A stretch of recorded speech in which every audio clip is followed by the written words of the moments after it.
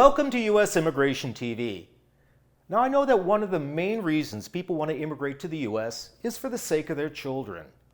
They want to provide their children with a better education, a better life, and a better future, which is what the U.S. has to offer. In this video, I will discuss ways that people may be able to bring their children to the U.S. so as to provide them with a better future. First, it's important to know who is considered your child. I mean, it may sound obvious, but sometimes even a person's biological child might not be considered their child for immigration purposes if certain requirements are not met. So make sure to watch this video until the end to learn who is a child and how to bring them to the U.S. And of course, make sure to like, share, and subscribe to this channel. Who is considered a child? Now, of course, a child is someone who is unmarried and under 21 years of age. By the way, if the child is over 21 years of age, they're not called a child for immigration purposes, but instead sons and daughters. There are several categories of children. First one is a genetic, biological, or a DNA child born in wedlock. In other words, a legitimate child. A genetic, biological, or DNA child born out of wedlock. If a father is petitioning an out-of-wedlock child, there are extra requirements that are not required of a mother. And these include either the father legitimated the child before the child's 18th birthday, or the father has demonstrated that there was a bona fide parent-child relationship while the child was under 21 years of age. This would include proving that the father was active in the child's life, providing support to them, and there's evidence of remittances. In other words, a father petitioning an out-of-wedlock child almost has to prove up like it's a marriage relationship, that there was a bona fide relationship. They cannot have had the kid disappear for many years and showed up when the kid was over 21. There have been many cases where a father attempted to petition an out-of-wedlock child, but it was denied because the father did not have sufficient proof of demonstrating a bona fide parent-child relationship. Next category of child is a stepchild, provided that the child was under 18 years of age when the step relationship was created. In other words, if a person is going to marry a U.S. citizen, they need to make sure that they marry them before their child's 18th birthday so that the U.S. citizen can file a step-parent petition without having to adopt the child. In fact, I had one case in my office where the mother had the child, but she married her U.S. citizen spouse 1 week after the child's 18th birthday. An adopted child, provided that the child was adopted before age 16 and the adoptive parents have had 2 years of legal custody and this is very important, have lived with the child outside the U.S.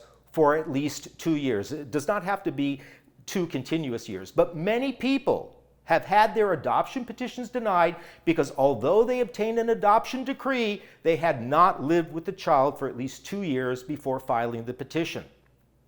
And it's very important that either the adoption or the Hague process takes place before the child's 16th birthday. I've come across many cases where a child, let's say, was given to a loving couple and they may have even recorded a birth certificate listing themselves as the child's biological parents, hoping to fool the embassy that they are the natural parents. Meanwhile, they never bother attempting to adopt the child or get an adoption decree. It has to be in court, no informal adoptions. Of course, they're going to get caught, as the embassy most likely would want to suggest that they take DNA testing or look at the prenatal records. If your child fits one of these categories, you could petition them, or if they are the citizen and they are over 21, then they can petition you as their biological parent or step-parent. Now remember, a child must be 21, not 18 years old, to petition a parent. And there are also other ways your child could immigrate to the U.S. For example, if they turned 21 years of age, they could still be considered a child if they are eligible for benefits under the Child Status Protection Act, which is where a U.S. citizen parent filed a petition before the child's 21st birthday, or in the other types of categories, the child could qualify based on a mathematical formula. But if you have a child who is over 21 and you wonder if they still qualify under the Child Status Protection Act, you should consult with an attorney who can fully evaluate your case. In fact, I've even posted videos on this channel dealing with the Child Status Protection Act. Now, another way a child can come to the U.S. is either as accompanying or following to join you under a petition filed for you. Now, most petitions include a person's children, except for immediate relative cases, which is parent, child, or spouse of citizen. In those cases, there's only one person per petition. But if a person has been petitioned, let's say by an employer through PERM, as a married child or F3, even an unmarried child, F1 or F2B, or brother or sister, F4, and they have their own children under 21, the children could also receive an immigrant visa along with the parent. In other words, the parent would not have to first get a green card and then turn around to file a petition for the child. The child is considered included under the original petition. Of course, this is not an exclusive list of ways to bring your child to the U.S.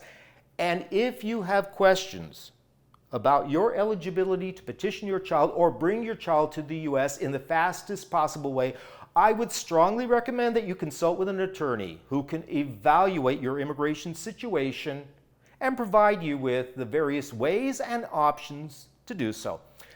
I hope you have found this video informative either for yourself or someone you know, and I will continue posting videos on a wide variety of immigration subjects to keep you informed on the latest news, developments, and information concerning immigration. Therefore, of course, make sure to like, share, and subscribe to this channel. I am Michael Gurfinkel, and thank you for watching U.S. Immigration TV.